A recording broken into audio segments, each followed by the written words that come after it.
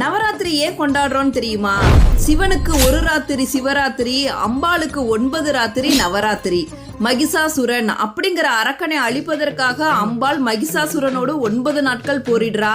10வது நாள்ல மகிஷாசுரனை வதம் செய்து மகிஷாசுர மர்த்தினியாக வெற்றி வகை சூடிய நாளதான் விஜயதசமியா கொண்டாடுறோம்.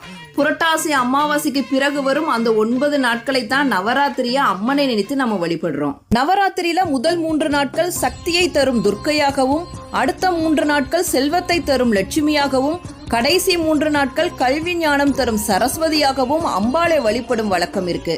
9 நாட்களும் அம்மனோட ஒவ்வொரு அவதாரமாக அலங்கரிக்கப்பட்டு காட்சியளிப்பாள். நவராத்திரி பூஜை இரவு நேரத்துல தான் செய்யப்படும். இந்த பூஜை தேவர்கள் செய்வதாக கருதப்பட்டு இரவு நேரத்துல அம்பாளை வழிபடுகிறார்கள். இச்சாசக்தி, கிரியாசக்தி, ஞானசக்தி ஆகிய 3 சக்திகளையும் ஒரே சமயத்தில் பெறுவதற்காக செய்யப்படும் வழிபாடுதான் இந்த நவராத்திரி வழிபாடு.